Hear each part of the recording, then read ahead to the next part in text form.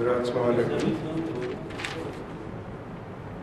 آج شریعت information service کی 812ویں لیکچر ہے جس کو جناب محمد متین الدین قادری صاحب مخاطب کریں گے، جن کا عنوان ہے دین و دنیا شریعت اسلامی کے روشنی میں. ابھی اطلاع ملی ہے کہ وہ راستے میں ہے اور 5-10 منٹ میں آ جائے گی. جب تک انشاءاللہ تعالی بس چہارشنبے کے دن بھی جناب محمد ضیاء الدین ایار صاحب کا 1033واں لیکچر ہے جس کا عنوان ہے اقبال کا سیاسی تفکر. آپ لوگ سے خواہش کی جاتی کہ اس دن چہارشنبے کے دن بھی ضرور تشریف لائیں. ابھی 5-10 منٹ میں متین قادری صاحب آ جائے گے انشاءاللہ تعالیٰ جب ان کے مخاطب کی بھی خواہش کی جائے.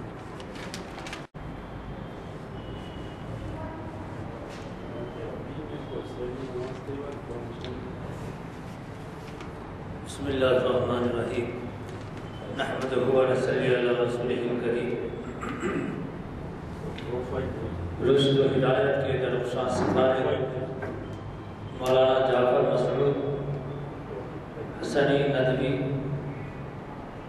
کچھ نمونے آج قارئین کی خدمت میں صحابہ کرام رضی اللہ عنہ کے اور کچھ انہیں اصحاب رسول صلی اللہ علیہ وسلم کی اقتداء کرنے والے تابعین اعظام کے کیسی تھی ان کی زندگی، کیا تھے ان کے حالات، کتنا تھا ان کے یہاں اہتمام عبادتوں کا، کتنا تھا خیال ان کو سنتوں کو اپنانے کا، کتنی تھی فکر ان کو آخرت کی اور کیا حیثیت تھی ان کی نظروں میں دنیا کی، احتیاط کا ان کے کیا عالم تھا، رضا الہی کا شوق ان پر کتنا غالب تھا، صبر ان کا کس پایا کا تھا، وعدہ خداوندی پر انہیں کتنا یقین تھا، اجر و ثواب کے حصول کا جذبہ ان پر کتنا طاری تھا، دل ان کے کتنے صاف تھے، زبان ان کی کتنی پاک تھی، عزائم ان کے کتنے بلند تھے، خیالات ان کے کتنے اعلیٰ تھے، زندگی ان کی کتنی سادہ تھی، نظریں ان کی کتنی پاکیزہ تھی، آخرت کی فکر ان پر کتنی غالب تھی، دنیا کا خوف ان پر کتنا طاری تھا، اخلاق کا ان کے کیا عالم تھا، نیتوں کا ان کی کیا معیار تھا، بزرگوں کی بزرگی اپنی جگہ، اولیاء کی ولایت کا اپنا مرتبہ اور صحابیت کا شرف تو اس کا کیا کہنا ہی. دیکھیے زبان نبوت ان کے بارے میں کیا کہتی ہے. میرے صحابہ ستاروں کی مانند ہے، ان میں سے جس کی بھی پیروی کرو گے ہدایت پاؤ گے. میں نہیں جانتا کہ اب کتنی مدت مجھ کو تمہارے درمیان رہنا ہے، چنانچہ میرے جانے کے بعد میرے بعد آنے والوں کی اقتداء کرنا. اور آپ صلی اللہ علیہ وسلم نے یہ کہتے ہوئے اشارہ فرمایا حضرت ابو بکر صدیق رضی اللہ تعالیٰ عنہ اور حضرت عمر رضی اللہ تعالیٰ عنہ کی طرف اور عمار بن یاسر رضی اللہ تعالیٰ عنہ کے راستے پر چلنا اور عبداللہ بن مسعود رضی اللہ تعالیٰ عنہ جو کچھ تم سے کہیں اس پر یقین کرنا. آئیے اب دیکھیں کتاب الہی صحابہ کرام رضی اللہ عنہ اجمعین کے بارے میں کیا کہتی ہے. ارشاد خداوندی ہے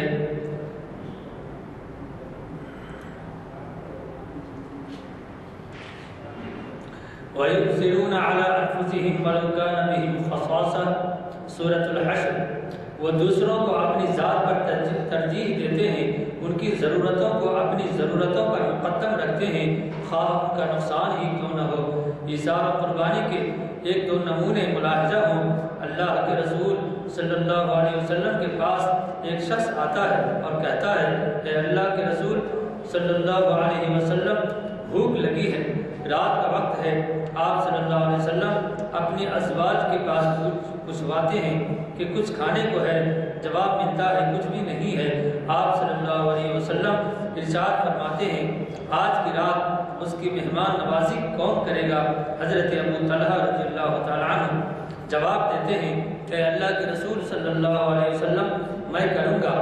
گھر لے جاتے ہیں، کھانا اتنا مختصر کہ خود کھا لیں یا مہمان کو کھلا دیں. بیوی سے کہتے ہیں بچوں کو کسی طرح سلا دو اور چراغ کھل کر کے کھانا مہمان کے آگے لگا دو. بیٹھیں گے ہم بھی لیکن کھانے کے لیے نہیں، صرف یہ تاثر دینے کے لیے کہ کھانے میں ہم بھی شریک ہیں، کھانا کم ہے، اگر ہم بھی شریک ہو گئے تو مہمان کا پیٹ نہیں بھر پائے گا۔ چراغ گل کرنے کا فائدہ یہ ہوگا کہ مہمان شکم سیر ہو کر کھائے گا اور اسے احساس نہیں ہو پائے گا کہ ہم نے کھانا نہیں کھایا۔ صحیح بخاری۔ حضرت عبداللہ بن عمر رضی اللہ تعالیٰ عنہ بیمار ہیں، انگور کھانے کی خواہش ہوتی ہے، ایک درہم میں انگور کا ایک خوشہ خرید کر لایا جاتا ہے، ہاتھ میں وہ خوشہ آ بھی نہیں پاتا کہ ایک سائل آ پہنچتا ہے، حکم ہوتا ہے کہ انگور کا وہ خوشہ اس سائل کو دے دیا جائے۔ حضرت عائشہ صدیقہ رضی اللہ تعالیٰ عنہ روزہ سے ہیں، گھر میں صرف ایک روٹی ہے جو افطار کے لیے بچا کر رکھی گئی ہے، دروازہ پر سائل صدا لگاتا ہے، خادمہ کو حکم ہوتا ہے کہ روٹی اس کو دے دی جائے۔ خادمہ نے عرض کیا کہ آپ روزہ سے ہیں، سحری بھی بہت مختصر تھی، بغیر افطار کے آپ رات کیسے گزارے گی؟ حکم ہوتا ہے پھر بھی دے دو۔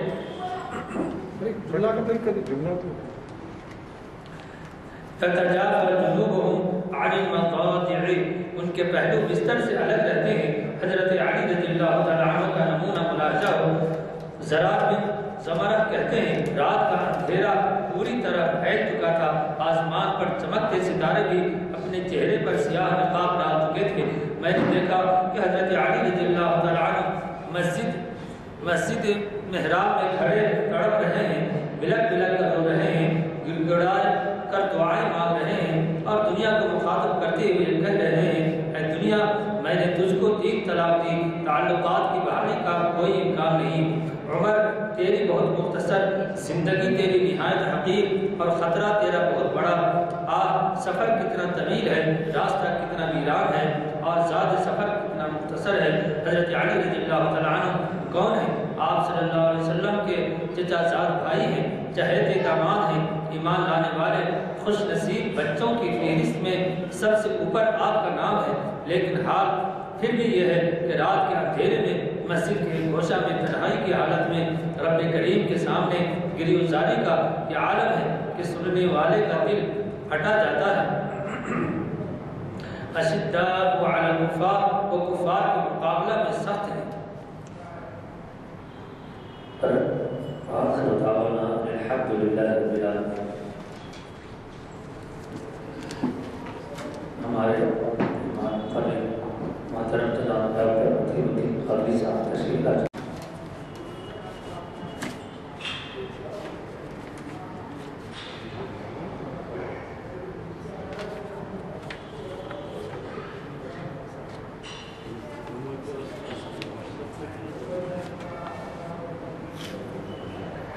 السلام علیکم ورحمۃ اللہ وبرکاتہ۔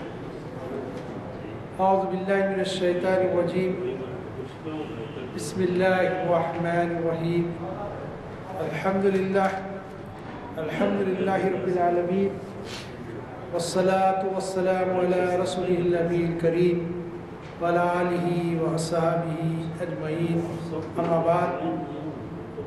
محترم سامعین اکرام، آج شریعت انفارمیشن سروس کا جو لیکچر ہے اس کا عنوان ہے دین و دنیا شریعت اسلامی کی روشنی میں، اور یہ 812ویں نشست شریعت انفارمیشن سروسز کی ہے۔ دین و دنیا، یہ اصل میں دین کو اور دنیا کو علیحدہ سمجھا جاتا ہے اور دونوں کو علیحدہ رکھا جاتا ہے۔ یہ جو ہے تفریق جو ہے بہت ہی ماڈرن لوگوں نے اور بالخصوص عیسائی دنیا کی ہے۔ جو گاڈ کا ہے گاڈ کو دے دو، جو ہے قیصر کا ہے وہ قیصر کو دے دو۔ اسلام میں دین اور دنیا کی کوئی علیحدہ تفریق نہیں۔ البتہ اسلام نے تفریق کی ہے زندگیوں کی۔ ایک زندگی وہ جو دنیا کی زندگی ہے، ایک زندگی وہ جو آخرت کے بعد کی زندگی، ہمیشہ ہمیشہ کی زندگی ہے۔ یہ دو زندگیوں کی تفریق اسلام نے جو ہے دین نے کی ہے، اور اسلام نے دین اور دنیا کو علیحدہ علیحدہ نہیں سمجھا گیا ہے۔ ایک تصور یہ ہے کہ ماڈرن لوگوں کا دنیا ایسی پیدا ہوئی، دنیا ایسی بنی ہے، ایسی ختم ہو جائے گی، بلکہ اگر اس کو ایڈوانس زبان میں لینگویج میں کہا جائے تو بگ بینگ تھیوری کا ایک نظریہ ہے، دھماکے کے ساتھ دنیا پیدا ہوئی، ایک ڈاٹ چھوٹا سا اسپاٹ تھا میٹر، اس میں ایک ایکسپلوژن ہوا، دنیا بن گئی، پھر اسی طرح ایک ایکسپلوژن ہوگا، دنیا ختم ہو جائے گی۔ ایک تصور کانسیپٹ تھیوری کہنا چاہیے، یہ ہے دنیا اور ایسی بنا دی دنیا، بس آگے ہیں حادثاتی طور پہ اور پھر ایسی ختم ہو جائے گی۔ کوئی حساب کتاب کا تصور نہیں، اصل میں بعض لوگوں کو خیال بھی ہوتا ہے، لیکن ان سے گھبرا کے لیے کہ جو اعمال نے بد کیے اس کا جواب دینا پڑے گا، تو انکار ہی کر دو، مرنے کے بعد کچھ حساب کتاب نہیں۔ تو یہ سمجھتے ہیں کہ دنیا ایسی پیدا کرتی ہے۔ قرآن مجید میں اللہ تعالیٰ نے جواب دیا ان کا،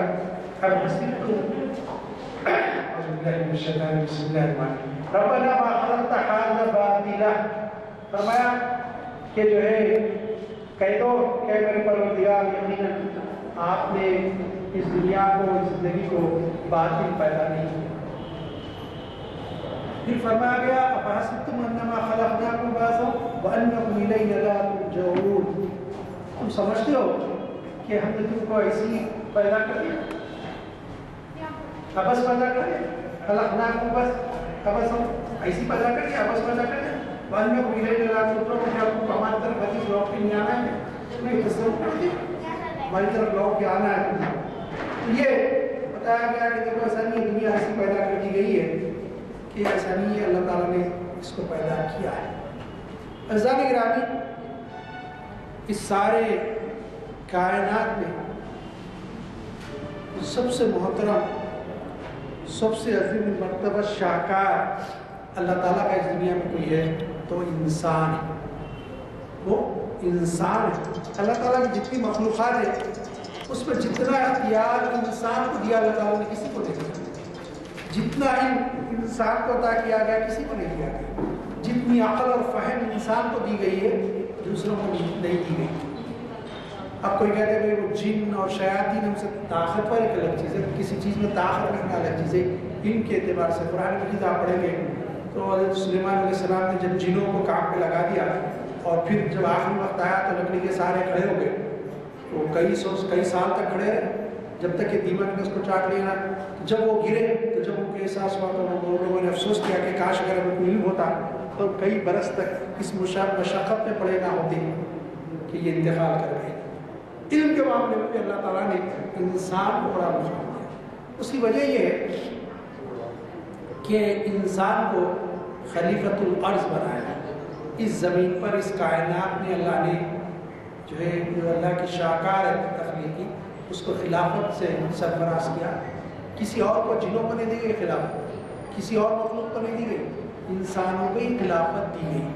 تو بڑا یہ اختیار بھی اللہ نے بہت سارا ان کو دیا، بہت سارا علم دیا، اور فرمایا کہ ساری چیزیں سخر الشمس والقمر، سورج، چاند اور یہ ساری کائنات ہم نے مسخر کر دی تمہارے لیے، تم چاہو تو بس اس پہ جاؤ، اس کو اپنے قبضے میں کر لو، اپنے کنٹرول میں کر لو، تو یہ ساری کائنات کی ہر چیز تمہارے لیے۔ اقبال نے کہا تھا نا، جہاں ہے تیرے لیے تو نہیں جہاں کے لیے، تو معاملہ یہ کہ جو ہے جہاں پورا تمہارے لیے بنایا گیا انسانوں کے لیے۔ یہاں بھی میں لفظ مسلمان کے لیے انسان کی بات کر رہا ہوں، انسان۔ پھر جب آپ دیکھیے کہ اللہ تعالیٰ نے جو تخلیق کی ہے انسان کی، کہ جب بنایا تو فرمایا خلقتہ بیدیہ، فرمایا میں نے اسے اپنے دونوں ہاتھوں سے بنایا۔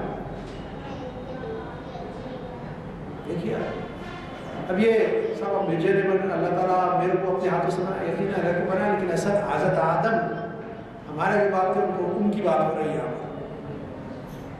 پھر فرمایا کہ جو ہے یہ تم ایسا مت سمجھو کہ تم ایسی ہو، تمہارا معاملہ الگ ہے، تمہاری کیفیات الگ ہے، فرشتے یقیناً نوری مخلوق ہے، لیکن اس کے باوجود وہ بڑی باکمال مخلوق ہے، لیکن ان کو نفس نہیں دیا گیا، ان کو اختیار بھی نہیں دیا گیا، وہ اپنے سے کچھ نہیں کر سکتے۔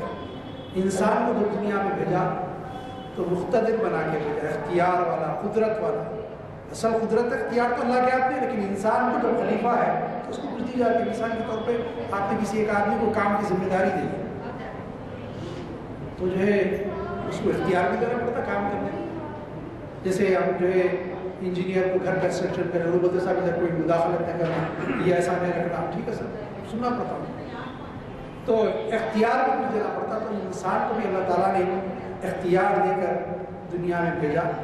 اب دنیا میں اس دنیا کی حقیقت کیا ہے، ایک چیز، پھر اس کا تعلق دین سے کیا ہے، یہ دوسرا سوال۔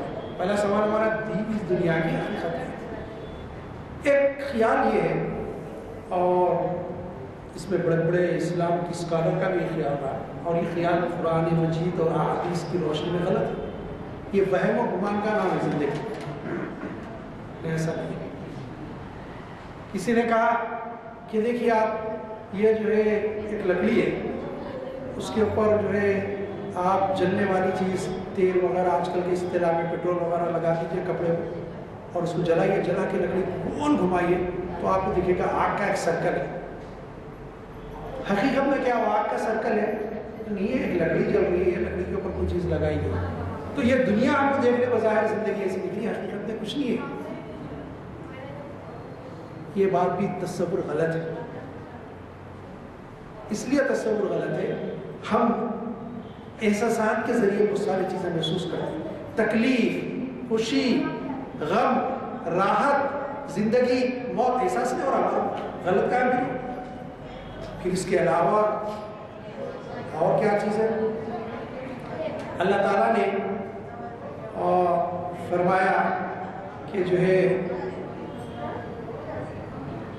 بلکہ نبی کریم صلی اللہ علیہ وسلم کی حدیث ہے، اور نبی کریم صلی اللہ علیہ وسلم نے فرمایا نفخ فیہ روحی، فرمایا گیا کہ جو ہے اللہ تعالیٰ اپنی روح جو ہے ان میں پھونکتا ہے۔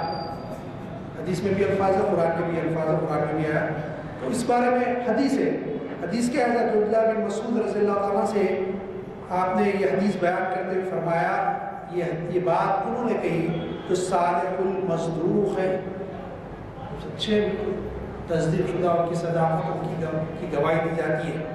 فرمایا تم رحم مادر میں 40 دن نطفے کی شکل میں ہوتی ہو، پھر 40 دن علقہ، پھر 40 دن مضغہ کی شکل میں ہوتے ہو، پھر اس پہ اللہ تعالیٰ کی روح پھونکتا ہے، روح پھونکی جاتی ہے، فرشتے کے ذریعے روح پھونکا ہے۔ تو اللہ نے فرمایا آدم کے بارے میں کہ نفخت فی روحی، میں نے اپنی روح اس میں پھونکی۔ اللہ نے فرمایا میں نے اپنی روح پھونکی، تو جو ہے اب وہ روح کا معاملہ یہ ہے کہ اس کی نسبت اللہ سے تو کبھی ختم ہونے والی نہیں ہے۔ جسم کا معاملہ اللہ سے نہیں، یہ جسم ختم ہونے والا ہے۔ روح ایسی چیز ہے جس کے بارے میں آیا قرآن میں امر رب، اللہ کا حکم کبھی ختم ہونے والی نہیں ہے۔ ایک جگہ کا امر رب ہے، اللہ کا حکم، تو یہ ختم ہونے والی نہیں ہے۔ تو اس دنیا میں جو زندگی ہے، وہ زندگی اصل میں اللہ نے اس جسم میں روح ڈالنے کی وجہ سے یہ زندگی ہے، یہ دنیا کی زندگی ہے۔ پھر جب پیدا کیا، ہم اندازہ نہیں لگا کرتے، جب بنایا آدم کو، تو جب ابھی روح نے ڈالا تو اللہ تعالیٰ اس وقت فرمایا جب میں اس میں روح ڈالوں گا سارے تم سجدے میں گرنا۔ قرآن مجید میں کہا فسجد الملائکۃ کلھم اجمعون، پوری جمع کے ساتھ ہے، الملائکۃ کلھم اجمعون، ملائکہ بھی پھر کہا سارے کے سارے، کلھم اجمعون، پھر جمع کا سفل آیا، پورے کے پورے کوئی بچا نہیں اس میں سے، فرشتوں میں سے جو سجدہ نہیں کیا آدم کو۔ بتایا گیا تمہارا کیا مقام اور مرتبہ ہے، تم جانوروں کی طرح زندگی نہیں گزارنا، یہ دنیا میں تم کو جو بھیجا گیا اللہ کا شاقہ۔ اب ایک سوال پیدا ہوتا ہے کہ صاحب اتنا ہم کو اختیار دیا، ظاہر نہیں ہوتا ہے اختیار، ہم دیکھتے ہیں کہ ابھی آپ کو معلوم ہے کہ جو ہے مریخ میں کمند ڈال چکے، مریخ سے فوٹوز آ رہے، سب سے پہلا پلین راکٹ جو UAE کا خرید چلے گیا ہے، اس کے بعد اس کے پیچھے چائنا کا، اس کے پیچھے امریکہ کا، اس کے پیچھے لائن لگی ہوئی ہے راکٹس کی۔ विदेश में जा रहे हैं, दुनिया में पूरा खंगाल है, हर जगह समंदरों को जो है तहों में खंगाल डाले, ज़मीन की तहों में घुस जा रहे, आसमानों की फ़ज़ाओं में उड़े। इख्तियार अल्लाह ने दिया, महसूस भी होता है बहुत सारी चीज़ों से।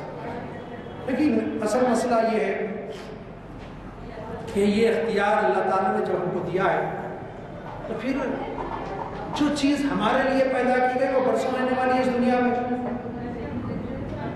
ज़मीन, आसमान, चाँद, सूरज बरसों से, कई साल, कई हज़ार साल और कई हज़ार साल क़यामत के मांगने वाले जब तक रहेंगे।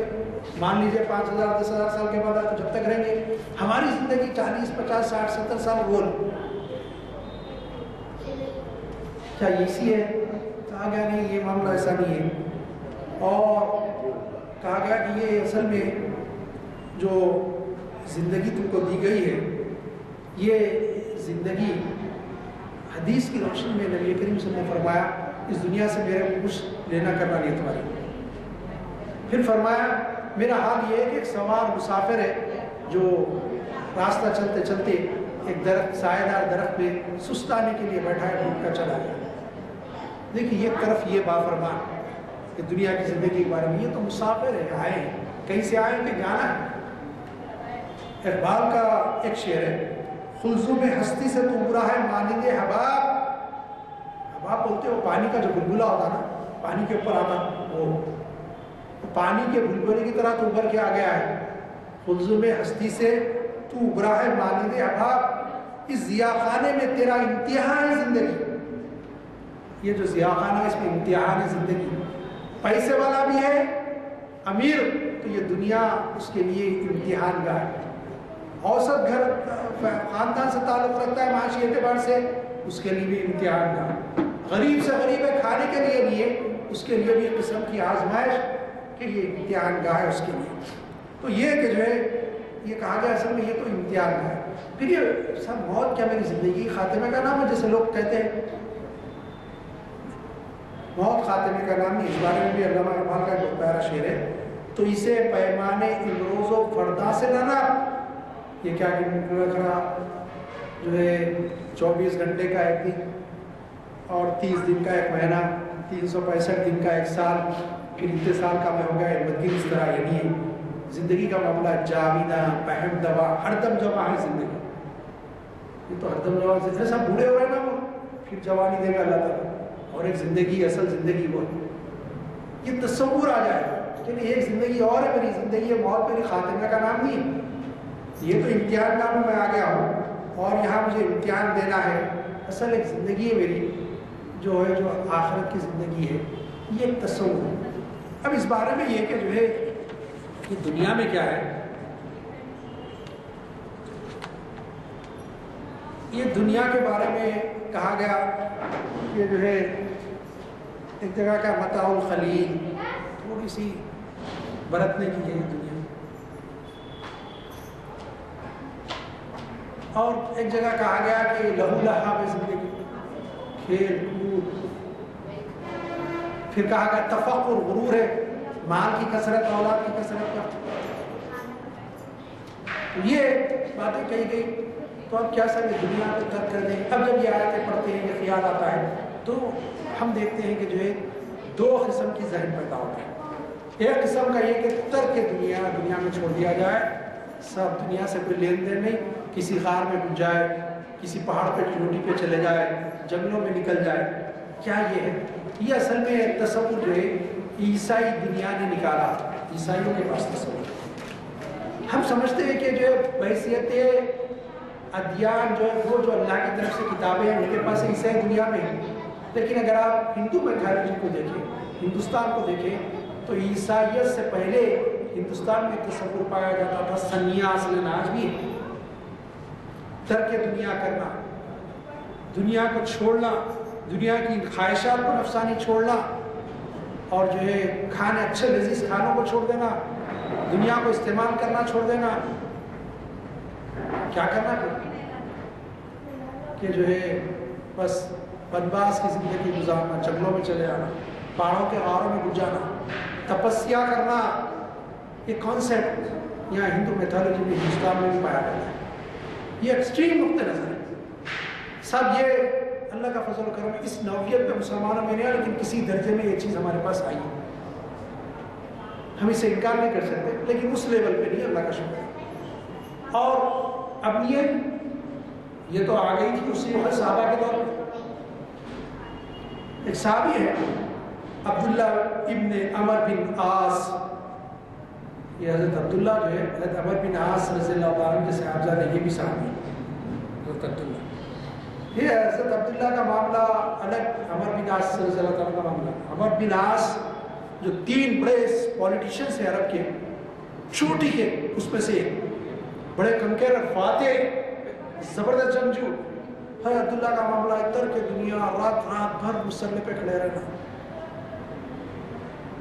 مسلسل روزے رہنا، بس روزہ ہی روزہ، آج روزہ کل روزہ، پرسوں روزہ، پھر روزہ، پھر روزہ۔ ایک بار ان کے دوست جو وہ بھی بڑے صحابی تھے، انہوں نے ان کی بیوی کو دیکھا، پھٹے پرانے کپڑے بالا بکھرے ہوئے، پوچھا کیا حالت بنا رکھے بہنا؟ تو کہا تمہارے دوست کو ذرا سمجھاؤ، میری طرف توجہ ہی نہیں دیتے، تو ذکر میں، عبادتوں میں، روزوں میں لگے رہتے۔ انہوں نے حضور صلی اللہ علیہ وسلم سے شکایت کی، اللہ کے نبی عبداللہ بن عمر بن عاص کا یہ حال ہے۔ حضور نے بلایا، ڈانٹا اور فرمایا کیا تم مجھ سے زیادہ اللہ سے ڈرنے والے ہو؟ میں بیوی بچوں کا بھی ادا کرتا ہوں اور جسم کا بھی تم پر حق ہے، بیوی بچوں کا بھی حق ہے، میں ادا کرتا ہوں سب چیزیں، رات میں کچھ دیر سوتا بھی ہوں، کچھ دیر پھر جو اللہ کی عبادت بھی کرتا ہوں۔ ایک اعتدال کی روش یہ بتائی گئی، کیونکہ ایکسٹریم ہو گیا تھا ان پہ نیکی کا جذبہ، یہ سب یہ دنیا چھوڑ دی۔ پھر اور ایک حدیث ہے وہ بھی بخاری شریف، 3 صحابہ، تینوں کا نام عبداللہ، حضرت عبداللہ ابن مسعود، حضرت عبداللہ ابن عباس، حضرت عبداللہ ابن عمر رضوان اللہ تعالیٰ علیہم اجمعین، تینوں حضور کے حجرے پہ آ کے دستک دی۔ ام المؤمنین بھی عائشہ رضی اللہ عنہ حجرے میں شاید حضور تھے، وہ اس وقت اتفاق سے نہیں تھے جب چلے گئے تھے، تو آ کے پوچھا ام المؤمنین کھٹکا کون، ناک کرنے کے بعد تو پوچھا کون اندر سے دبا لیتے، بولے کہ ہم، تو بولے کیا معاملہ؟ تو فرمایا کہ جو ہے یہ نبی کریم صلی اللہ علیہ وسلم تشریف فرمایا، تو کہا نہیں۔ پھر وہ بازو کے ٹھہرے دروازے کے، اور تینوں نے بات کرنا شروع۔ ایک نے کہا کہ میں دائم الصوم، ہمیشہ روزہ ہی رہوں، تو روزہ نہیں چھوڑا۔ ایک نے کہا یہ بیوی بچے یہ سب عبادتوں میں خلل، ایک پیٹ ہے کیسا بھی پل جائے گا، یہ 8 10 15 کہاں سے پالیں گے، یہ سب عبادتوں میں خلل ہوگا، محنت کرنا پڑے گا اس کے لیے، سب چھوڑ کے عبادتیں کروں گا، شادی سے کروں گا۔ تیسرے نے کہا کہ میں رات میں کبھی اپنی پیٹھ بستر کو نہیں لگاؤں گا، ہمیشہ کھڑا رہوں گا اللہ کی بات۔ چلے گئے یہ، اور ام المؤمنین یہ باتیں ان کی سن لی۔ اس کے بعد جب وہ تشریف لائے حضور صلی اللہ علیہ وسلم، تو پوچھا کوئی آئے تھے؟ تو ام المؤمنین نے فرمایا فلاں فلاں، کیونکہ جانتے تھے تینوں کو، فرمایا تینوں آئے تھے، اور اس طرح گفتگو کر کے حضور صلی اللہ علیہ وسلم نکلے اپنے حجرے سے، اور حضور صلی اللہ علیہ وسلم کے چلنے سے لوگ پہچانتے تھے کہ حضور اب کچھ ارشاد فرمانے والے، سیدھا مسجد نبوی تشریف لے گئے اور ممبر پر چلے۔ صحابہ جمع ہو، وہ تینوں بھی آ گئے، پوچھا فلاں فلاں خیر تم لوگوں نے کیا نہیں کہا؟ فرمایا کیا تم سب پہ اللہ سے زیادہ ڈرنے والا، اس کی عبادت کر رہا۔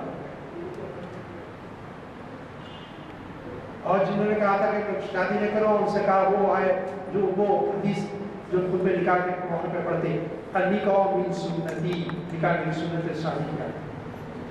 پھر وہ جو ہمیشہ روزہ لینا چاہتے تھے، ان سے کہا کہ دیکھو میری بیوی بھی ہے، بچے بھی ہیں، ان کے حقوق بھی ادا کرتا ہوں۔ پھر ان سے کہا فمن رغب عن سنتی فلیس منی، جو میری سنت کی طرف رغبت نہیں کرے مجھ سے نہیں۔ پھر فرمایا میں نے آپ کو سنتا بھی وہ کچھ دیر اللہ کی باتیں کرتا ہوں۔ فرمایا تمہارے جسم کا حق ہے، اس زندگی میں اللہ نے دیا، اس کا ایک حق یہ ہے کہ جو اس کو آرام بھی دیا تھا جسم کو، اور پھر تم بیوی بچوں کا بھی حق ہے تمہارا۔ لیکن یہ نقطہ نظر کہ نہیں ایسا نہیں ہونا نہیں ہے۔ ایک دوسرا ہے سبھی دنیا ہی سب کچھ ہے، جتنا چاہے دنیا کو کما لو، حلال حرام کا کوئی خود نہیں، بس جانوروں کی طرح اس دنیا میں ٹوٹ پڑو جہاں موقع ملے۔ یہ ایسا نہیں ہے۔ فرمایا گیا الدنیا مزرعۃ الآخرہ، حدیث ہے دنیا آخرت کی کھیتی ہے، جو ایسا کرو گے آخرت میں بھی سب ملنے والا ہے۔ ہمیشہ وہ زندگی پیش نظر ہے دنیا میں رہنے کے باوجود کہ وہ زندگی جس میں جو ہمیشہ ہمیشہ کی اس کے کامیابی کا دار و مدار اس زندگی پر ہے. یہ زندگی جیسے گزاریں گے ویسی معاملہ ہوگا. اب صاحب رات دن گانوں میں تھا, کبھی کلمہ زبان سے نکلتا نہیں تھا. اب آخری وقت کلمہ گانے کے لیے وہ گانے یاد آئیں گے. جب دیکھو گالی گلوچ دیتا تھا, لوگوں کے دل توڑتا تھا. آخری وقت کوئی دل توڑنے کی باتیں کرے گا, گالی گلوچ دے گا. پھر زندگی کا کامیاب ہے. اس لیے ہم کو کہا گیا کہ خاتمہ بالخیر کی دعا کرتا.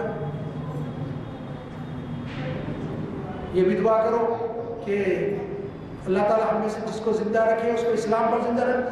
اللہم من احییت فی حی الاسلام ومن توفیت منا فتوفنا الایمان. یا اللہ تعالیٰ اگر ہم کو موت دے تو پھر ایمان پر موت دے.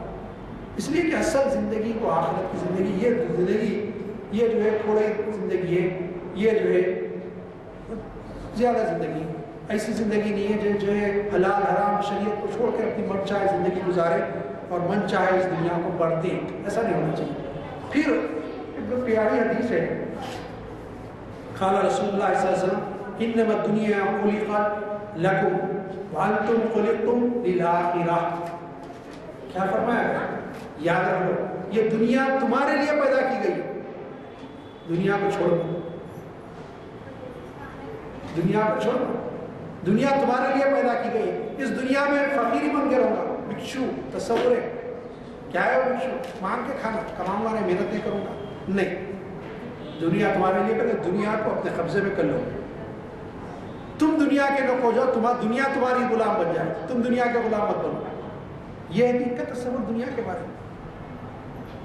پھر فرمایا گیا دیکھو تم دنیا کے لیے بن جانا, وانتم خلقتم للآخرہ, اور تم اصل میں پیدا کیا ہو گیا آخرت کے لیے. سمجھ میں آئی بات؟ دنیا تمہارے لیے ہے اور تم آخرت کے لیے ہو. دنیا میں بھیجے کے ضرور ہے اور تمہارے لیے, تم استعمال کر سکتے, اچھا کھا سکتے, اچھا پہن سکتے, اچھا کما سکتے, لیکن شریعت کے حدود نہ توڑ لے پائے. رشوت نہ لی جائے, بےمانی نہ کی جائے, چوری نہ کی جائے, برائب نہ ہو, سودی کاروبار نہ ہو, نمبر 2 کے کاروبار نہ ہو, ملاوٹ نہ ہو, تول میں ماپ میں کم ڈنڈی نہ ماری جائے, رشتہ داروں کے حقوق پہ قبضہ نہ کر لیا جائے, بہن کا ہو بھائی کا, سب کا کھا لے کے بڑھے ہوئے, سب کی جائیداد دبا لے کے, یہ نہیں, سب کا جس کا حق ہے اس کو دے. ہاں اس کے بعد بھی اللہ نوازا پھر خرچ کرو, اسراف مت کرو اس میں, اس بات کا خیال کہ دنیا تمہارے لیے. لیکن تم یہ مت سمجھو اب جب دنیا تمہارے لیے تو ساری دنیا میں جیسے چاہے زندگی گزارو, خوب کھاؤ خوب عیش کرو. نہیں, اصل آخرت کا تصور رکھو, وہ تمہارے لیے. اب اس بارے میں میں 1-2 واقعات رکھتے ہوئے آگے بڑھوں گا. دنیا ہی سب کچھ ہوتی تو نبی کریم صلی اللہ علیہ وسلم سے ایسے واقعات آپ کی حیات طیبہ کو نہیں ملتے. پہلا واقعہ یہ کہ مسجد نبوی کی تعمیر ہوئی, مٹی اٹھا کے لائے اور اس کے ساتھ ساتھ پتھر اور کھجور کا تنا, کھجور کے ڈالیاں اور کھجور کے پتے. صحابہ کی جماعت بانٹ دی گئی. نبی کے سامنے مٹی اٹھانے والوں کے ساتھ ہو گئے, اٹھانے لگے, سب گرنے لگی. صحابہ نے کہا کہ نبی ہمارے ماں باپ آپ سے ہوگا, تشریف رکھیے, ہم ہیں نا. حضور نے فرمایا نہیں اٹھا. پھر جب تھوڑا تھک گئے بیٹھے, اس وقت فرمایا اللہم لا عیش الا العیش الاخرہ فرب الانصار والمہاجرہ. یا اللہ اصل میں دنیا کا عیش کوئی عیش نہیں, اصل عیش و آرام آخرت کا ہے. دعا کرتے فرشتے آئے تھے مسجد تعمیر کرنے, اتنی مصیبت کی کیا ضرورت ہے, اتنی مصیبت اٹھانے کی کیا ضرورت ہے, فرشتوں کو اللہ تعالیٰ بھیج دیتا, ضرورت ہی نہیں تھی. یہ اور ایک واقعہ یہ کہ ایک مرتبہ عمر رضی اللہ تعالیٰ تشریف لائے, حضور اکرم صلی اللہ علیہ وسلم نمار کے پلنگ پر آرام فرما رہے تھے, اور جب آئے آپ اٹھے, حضور تو جو ہے کرتے کا دامن سرک گیا تھا اور پیٹھ مبارک حضور کی نظر آئی, اس کے اوپر اور نوار کے نشان بڑھ گئے. حضرت عمر رضی اللہ تعالیٰ کی آنکھوں میں آنسو آ گئے. حضور نے پوچھا عمر کیوں روتے ہو؟ فرمایا رسول اللہ وہ قیصر اور کسرا کے بادشاہ, قیصر اور کسرا روم اور ایران کے بادشاہ نرم نمر مخمل کے بستروں پہ ہو, ہمارے آقا کا معاملہ یہ کہ نوار کے پلنگ پہ آرام کر رہے ہیں اور وہ بھی نشان پیٹھ پہ پڑ گئے. آپ حکم دے تو اچھا بستر لا لیں. فرمایا عمر دنیا میں وہ ان کے لیے ہے اور اس سے اچھی چیز آخرت میں ہمارے لیے. ایسا نہیں فرماتے بولتے عمر لاؤ میرے لیے بھی, عمر دوڑ کے لاتا تھا. فرمایا وہ آخرت میں ہمارے لیے. ایک اور بات, ٹھیک ہے انسان خود مشکل اٹھائے گا, اپنی اولاد کو کوئی مشکل میں ڈالنا نہیں چاہتا. کوئی انسان ہوگا تو سمجھ رہا تھوڑا نکلا ہوا ہی چاہیے, ایکسٹریم ہے. کوئی اولاد نہیں چاہتا اپنی اولاد مشکل مصیبتوں میں پڑے. ہاں تربیت کے لیے کچھ مشکل دے رہا وہ الگ بات ہے, ورنہ کوئی اولاد نہیں. ایک مرتبہ جہاد میں بہت سارا معلومات آیا تھا, تو غلام باندھی خریدے حضور بانٹ رہے تھے. جس صحابہ کو ضرورت تھی آ کے مانگتے تھے حضور دیتے تھے. حضرت علی رضی اللہ تعالیٰ نے گھر تشریف لائے اور خاتون جنت بی بی فاطمہ الزہرا جو خواتین کی سردار جنت تھی, حضور سب کی چہیتی صاحب نے ان سے کہا فاطمہ کیسا چلے جاؤ شوہر, تم جاؤ اپنے باپ کے پاس اور مانگ لو رسول اللہ صلی اللہ علیہ وسلم سے, ان کے پاس بدکنیز غلام آئے ہوئے ہیں. ایک بار غلام مان لو, چکی پیستے پیستے ہاتھوں پہ گھٹے آ گئے, مشکیزہ اٹھاتے ہوئے گھوڑے پہ جو نشان بڑھ گیا. جاؤ تکلیف خود اٹھاتی ہو گھر کی خاطر جاؤ. آپ گئی, وہ کافی مرد تھے, آپ کو شرم حیا آئی ان کے سامنے مانگنے کے لیے, واپس آ گئی. حضور کی نظر پڑ گئی. حضور جیسے ہی وہ معاملہ ختم ہوا پورا تقسیم کا, حضور آئے اور آ کے فرمایا بیٹی کیا بات تھی جو تم آئے تھے اور کچھ بتایا بغیر چلے گئے. تو فرمایا علی نے مجھے کہا تھا تو میں اس لیے حاضر ہوئی تھی کہ کچھ مانگ لو, یہ تکلیف ہے, گھنٹے آ گئے ہیں اور یہ معاملہ ہے. ایک غلام یا کنیز مانگنے کے لیے آئی تھی. اور پھر کیوں نہیں مانگی, تو کہا کہ شرم حیا آئی, سارے مرد بیٹھے ہوئے تھے اس لیے واپس آئے. دیکھیے کیا شرم حیا ہے, اپنے باپ سے بھی سب کے سامنے نہیں مانگنا چاہتے. فرمایا بیٹی تو اس سے اچھی چیز تم کو کیوں نہ دے دو, چاہتے تو غلام باندھی منگا کے دے سکتے تھے, آرام کرتے.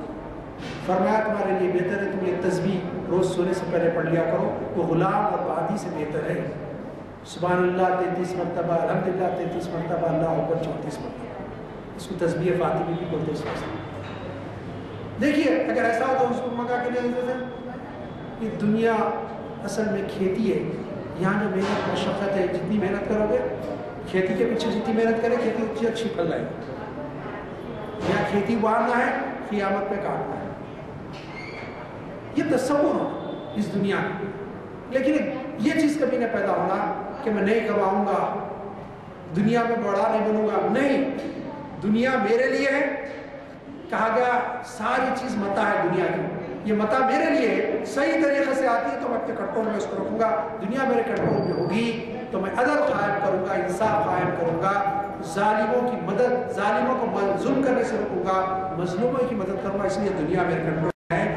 دنیا کے علوم حاصل کریں, دنیا میں دولت بھی کمائیں, لیکن اس تصور کے ساتھ اس کے ذریعے دین کی خدمت ہوگی, غربا کا حق دیا جائے گا, مظلوموں کی مدد کی جائے گی. یہ دنیا کا تصور. اور دین یہ ہے کہ اس دنیا کو شریعت کے مطابق برتنا, اس دنیا کو یہی دینی چھے. دنیا کچھ بھی نہیں. ایک انسان کما رہا حلال کی دین ہے, ایک انسان بیوی بچوں کو ایک لقمہ لا کے کھلا رہا دین میں شامل ہے. کیونکہ چوری کا لقمہ نہیں ہے, نمبر 2 کے کاروبار کا نہیں ہے, برائب کا نہیں ہے, رشوت کا نہیں ہے, سود کا نہیں ہے, حلال محنت کا ہے, کھلا کے کھلا رہا. یہ بھی نہیں. شادی کرنا بھی نیکی. ارے سب شادی نفس کے لیے کر رہے نا, نیکی شریعت کے مطابق ہو. گناہ کی طرف نہیں جا رہے, بچنے کے لیے کر رہے نیکی. بچے پیدا کرنا نیکی, ان کی تربیت کرنا, ان کو کھلانا پلانا نیکی, ماں باپ کے ساتھ اس نے سلوک کرنا نیکی, رشتہ داروں کے ساتھ اچھا خیر خائی کا معاملہ کرنا, دوست احباب کے ساتھ بھلائی کا معاملہ کرنا, غریبوں کی مدد کرنا, یہ ساری زندگی نیکی. صبح سے شام تک جو بھی کام کرتے شریعت کے مطابق کرو, یہی تمہارا دین ہے. دین اور دنیا کوئی الگ چیز نہیں ہے. اس دنیا کو دین کے مطابق برتنا, شریعت کے مطابق, اسلامی قانون کے مطابق برتنا, یہی دین ہے. کل کا کل دین میں شمار ہوگا. اور ہر چیز کا اگر میں کالج میں بچوں کو جب پڑھاتا تھا, سائنس اور میتھس وغیرہ پڑھتے تھے بچے, تو میں اس وقت کہتا تھا کہ جو ہے دیکھو تم یہ جو کچھ پڑھ رہے ہو اس نیت سے پڑھو کہ میں بڑا ہو کے بڑا آفیسر بن کے غریبوں کی بھی مدد کروں گا, غریبوں کا بھی, میرے رشتہ داروں کا بھی اس میں حق ہے. یہ بھی نفی عبادت کے بغیر ثواب. یاد رکھو تمہاری نفی عبادت سے ہوتی ہے. یہ محنت کا اچھا بنو, اچھے انجینئر بنو, اچھے ڈاکٹر بنو, اچھے سائنٹسٹ بنو, اچھے لائر بنو. یہ کرو تم, یہ بھی اگر یہ تصور کے ساتھ اس سے غریبوں کی مدد, تمہاری زندگی تو اچھی ہوگی. کیسے نہیں, تم جو محنت کر کے پڑھ رہے ہو, لیکن اس کے ساتھ یہ تصور سے پڑھو کہ میں, اگر یہ تصور ہے کہ اچھا گھر ہوگا, اچھی بیوی ملے گی, اچھے گاڑیاں ہوں گے, یہ تمہارا اجر نہیں ملے گا، تمہارا یہ کام بھی اجر میں تبدیل ہو سکتا ہے، دنیا کا کام ہے، شرط یہ ہے کہ تھوڑا نیت کو بدل لو، نیت کے اوپر عمل کا دار و مدار ہے۔ اگر کوئی بھی کام نیک نیتی سے ہوتا ہے تو سارے کا سارا اجر ہے اور سارے کا سارا بدلہ دیا جائے گا۔ دین اور دنیا کی کوئی تفریق اس طرح اسلام نہیں کرتا، اور یہ بات تصور ہے کہ زندگی موت پر ختم ہونے والی نہیں ہے، بلکہ موت ایک نئی زندگی کا نام ہے جو ہمیشہ ہمیشہ کی زندگی ہونے والی ہے، بلکہ جو ہے ایک اور زندگی اس کے بعد ہمیشہ ہمیشہ کی زندگی، ایک جو ہے ہم عالم برزخ میں رہیں گے، پھر اس کے بعد جب دوبارہ اٹھائے جائیں گے خبروں سے تو اس کے بعد کی ہمیشہ ہمیشہ کی وہ زندگی جو آخرت کی زندگی ہے جو کبھی ختم ہونے والی نہیں ہے، یہ زندگی ختم ہونے والی ہے۔ یہ تصور کے ساتھ اس دنیا میں رہیں کہ مسافر ہو، اور جو مسافر ہوتا ہے وہ جو ہے تصور یہ رکھتا ہے کہ اپنی منزل کو جانا ہے، منزل کی اگر فکر ہو جو منزل پہ جانا ہے تو انسان برائیوں سے بچ سکتا ہے اور اس دنیا کو کامیابی بنا سکتا ہے، ایسی کھیتی بنا سکتا ہے جو آخرت میں نفع دے۔ اللہ تعالیٰ سے دعا ہے کہ مالک اس دین اور دنیا کو ہم کو سمجھنے اور اس دنیا میں شریعت کے مطابق عمل کر کر اس دنیا کو اچھی بنانے اور ہماری آخرت کی فکر کر کے آخرت کو اچھی بنانے کی توفیق عطا فرما۔ صلی اللہ تعالیٰ علی خیر خلق محمد وآلہ وصحبہ اجمعین۔